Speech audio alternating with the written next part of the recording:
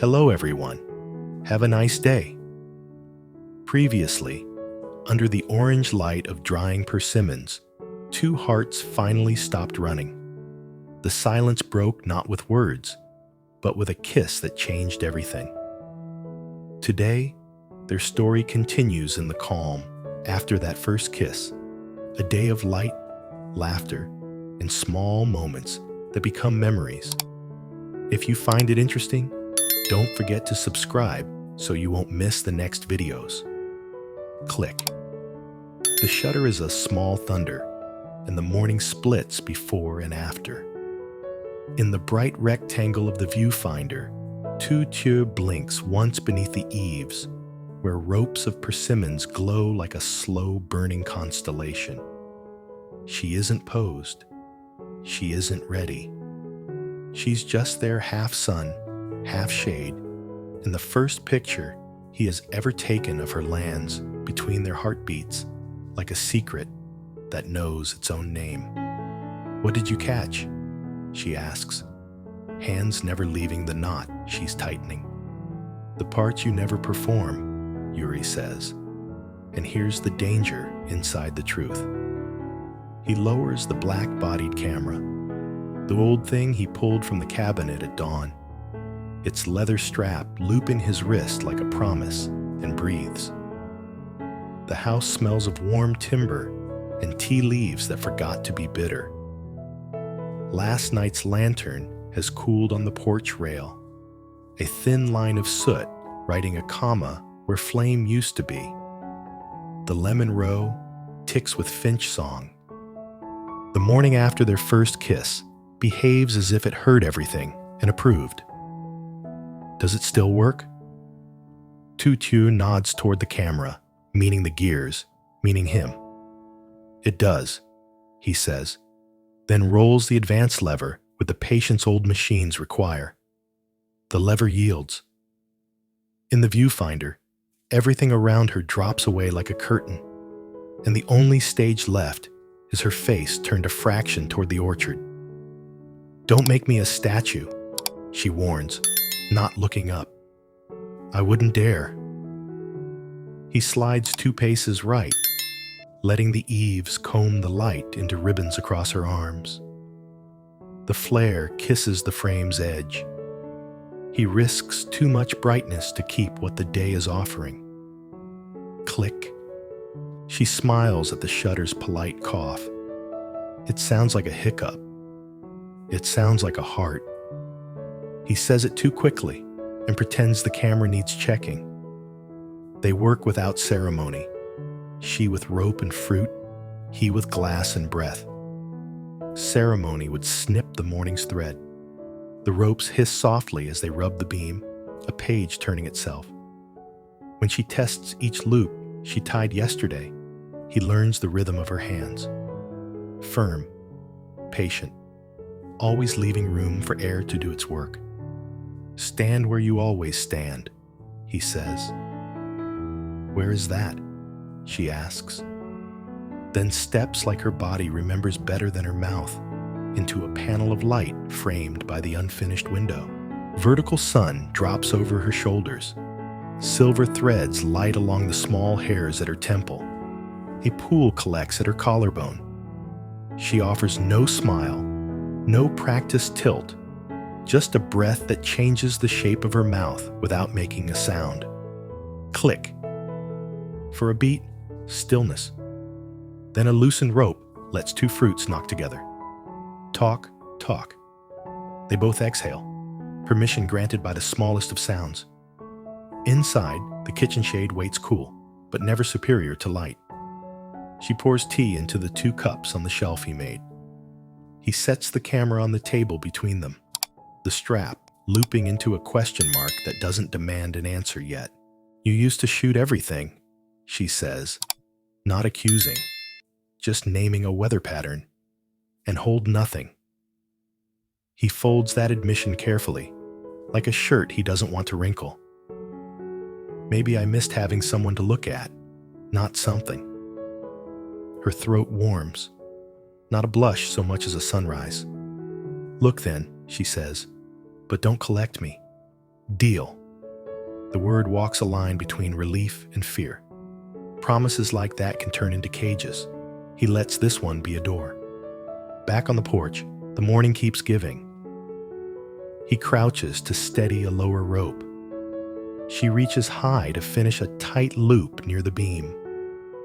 Their fingers fumble into a brief choreography, clumsy, useful, sweet. When the last tuck slides home, the row breathes. 100 small suns, swaying in a wind that smells like sugar and wood. Is it enough? He asks, meaning the fruit and not the fruit. For today. She presses a persimmon into his palm, warm where she held it, cool where the air did. So your hand remembers what mine does.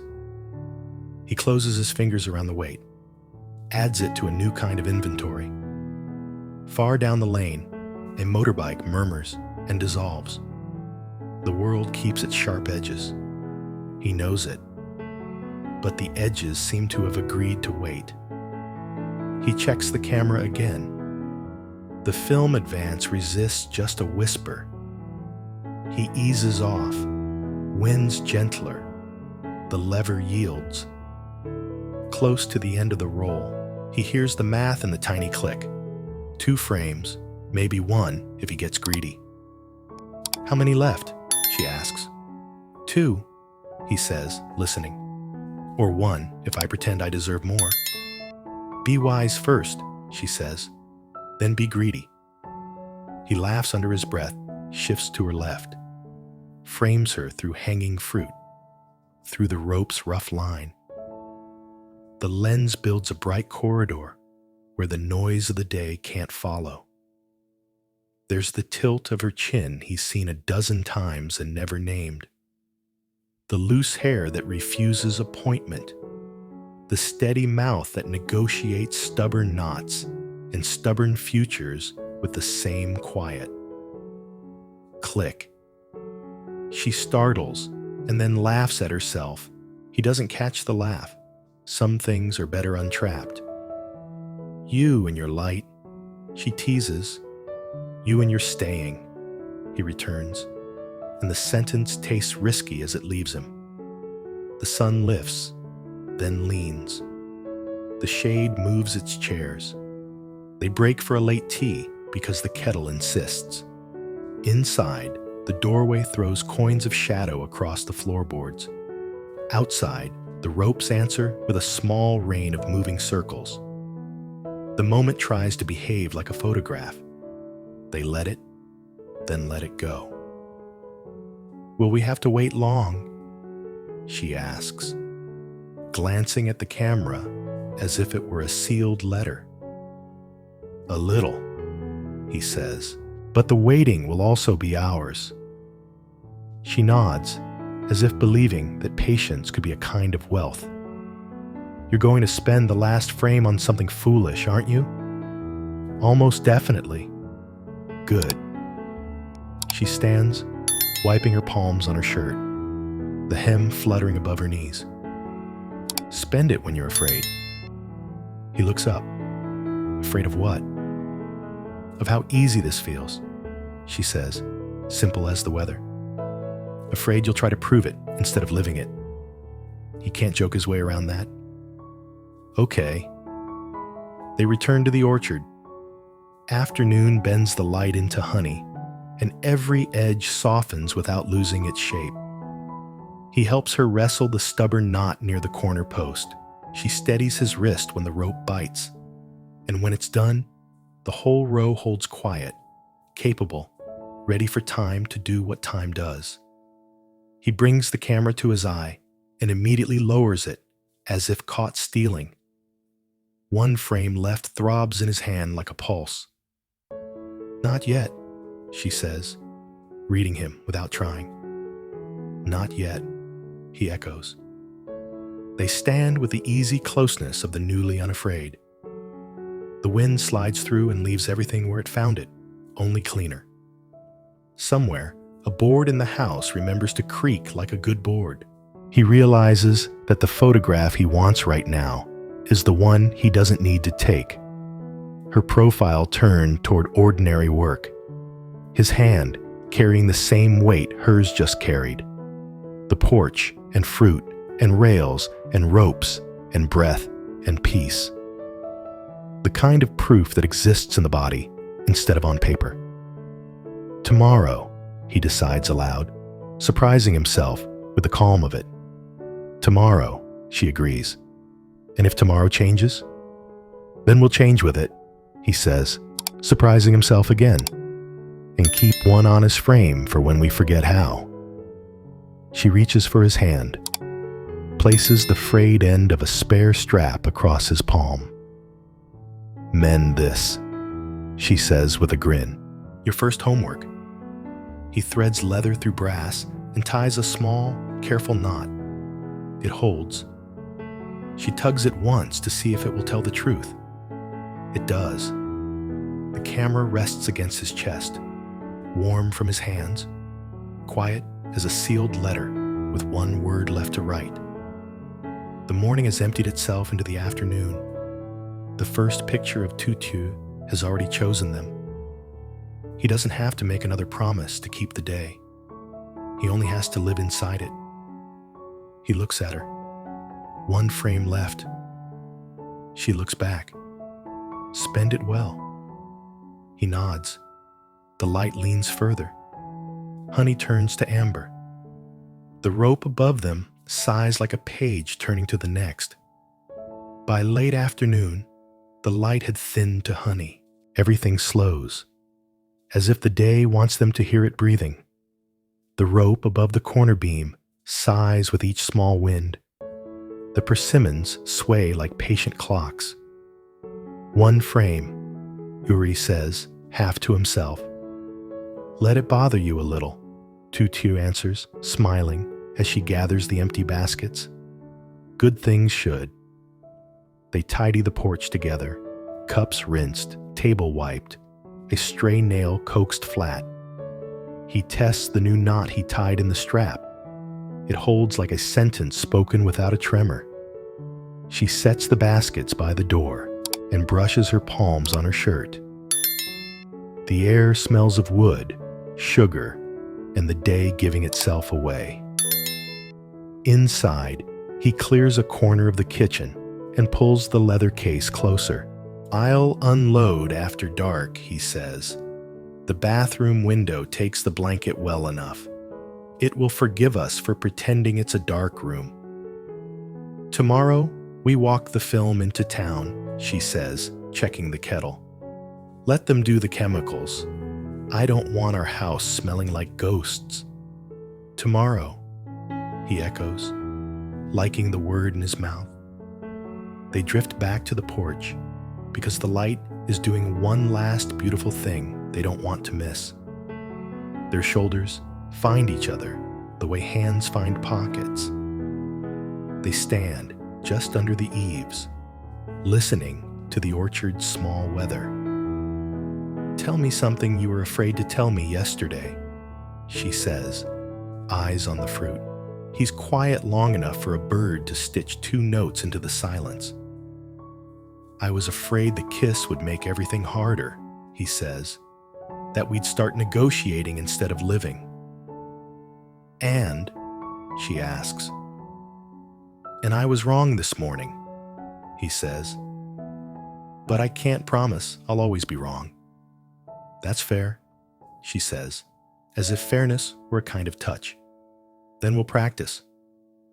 A wind arrives sharper than the others, a brief pulse. One of the frayed ropes near the far post gives up with a dry snap.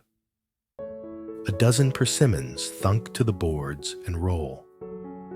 The sound is small and sudden, like a drawer slamming in another room. They move at the same time. Tu Tieu stoops, catching a fruit in her palm before it reaches the steps. Uri reaches for the rope, hand closing where the knot used to be. The fruit keeps rolling little suns looking for a horizon. Careful, she says, half laughing, half breathless. I've got it, he answers, and for a heartbeat, he doesn't. Fear flares fast, irrational, disproportionate. It isn't about fruit. It never is. He feels the camera's weight against his chest, the sleeping bird waking.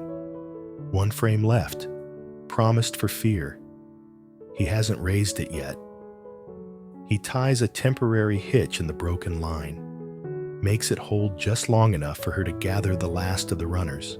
Her braid slips forward over her shoulder. A strand sticks to her cheek. The moment looks like the opposite of a portrait. Messy, unarranged, true. Now? She asks, reading the tremor in his jaw. Now, he says. He lifts the camera and doesn't center her. He leaves the fallen fruit at the edge of the frame, the broken rope draped like a loose sentence, her hand mid-reach, the porch plank scar where years ago something heavy landed. He widens enough to keep the unfinished window, the table's shadow, the teacups drying mouth down, proof that this is a day, not a dream. He hears his heart in the shutter, even before it moves. Click. The sound is soft, but final. He lowers the camera. The fear doesn't vanish, but it sits down. The rope stops trying to flee. Her hand closes on his wrist. They laugh in the way people laugh when something almost went wrong and didn't. "You spent it well," she says. "You told me how," he answers. They retie the line, this time cutting back to clean fiber and making a new knot that will remember. Her fingers are sure. His are steady again. When it holds, they both test it 3 times, for superstition's sake, and once for honesty. Evening finds them without a plan and rewards them for it. Lanterns take their places where the sun leaves gaps. The first cricket tries a note and decides to keep it. The house, relieved of heat, leans into itself and creaks like a board, remembering its job. "Come inside," she says, "before the mosquitoes remember us." The bathroom window swallows a blanket and becomes a patient darkness. He lays the film canister in his palm like an egg and opens the camera with the same reverence he used on the morning's knots. Tu Tieu stands outside the door, counting under her breath, not seconds, not even numbers, just a rhythm to keep him from rushing. He works by touch, unspooling the film into its lightless destination, listening to its faint curl and sigh. It feels like tending a secret that already knows it will be okay. When he steps out, the night has climbed the walls. She's waiting with 2 cups. "How is the sealed letter?" "Ready for the postman," he says. "Tomorrow we'll see what we said." They carry their tea to the porch. The lanterns paint circles on the boards small, held suns answering the hung ones. She tucks her feet under her on the step. He leans back against the post. The orchard dark hums, friendly and private. "You'll look at them and find everything wrong," she says, a smile in it. "Probably," he admits. "And then you'll look again," she says, "and find us." He nods. They listen to the night and find its stride. "Tell me one more fear," she says, not to pull him apart, but to sit beside whatever he names. He considers that if I share what I love, the world will ask for proof. "And we gave it a picture," she says.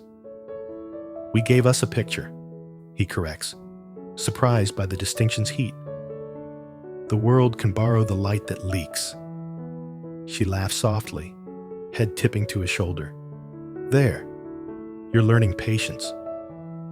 A moth shoulder checks a lantern and apologizes with shadow. Somewhere down the lane, a dog explains the moon to anyone who will listen. The persimmons go on drying, their centers turning darker, sweeter, truer. "I want to remember today exactly as it was," he says, You will, she answers, steady, because we were watching. He turns his hand, finds her fingers, and they lace without planning. The quiet between them feels earned, not fragile. He thinks of mornings that used to demand witnesses and nights that used to ask too many questions. He thinks of the old camera resting now. Its one roll speaking in a metal canister, its strap newly mended, its purpose simpler than memory and more faithful. Tomorrow, she says again, tasting the word as if it were a fruit. We go to town after breakfast. We wait while they do their work. We buy noodles. We argue about nothing important. We come home before the wind gets ideas. And if the pictures disappoint, then we were still here, she says. And you'll take another roll when it matters not to prove, to remember. He smiles into the dark. He believes her, and the belief doesn't feel like a trick he's playing on himself. He knows there are ledgers out there, debts, stories that don't forgive easily, words like niche that belong to other rooms and colder tables. They will wait. Tonight is warm and unnumbered. After a long while, she stands, dusting her palms. Lanterns, she says. They rise, and together pinch each flame. Darkness returns in shallow bowls where the light had been. The porch becomes a black and silver print, edges soft, centers honest. He looks at her silhouette and feels the shutter inside him want to close and open again. It doesn't. He lets the moment expose itself. At the doorway, she pauses. You'll dream in frames, she predicts. I'll dream in your hands, he says, reaching for the memory she pressed into his ear earlier. Weights and knots in the exact size of this day. In that case, she says, sweet dreams. He answers with a nod that means more. They step in. The door catches gently. The night takes the porch back and keeps it for them until morning. The sealed letter sleeps on the table, patient as ever.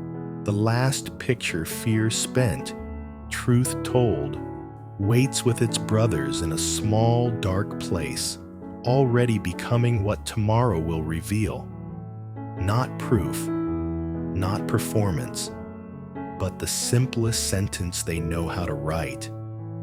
We were here. Buổi sáng sau nụ hôn đầu tiên của họ bắt đầu êm dịu và trong trẻo.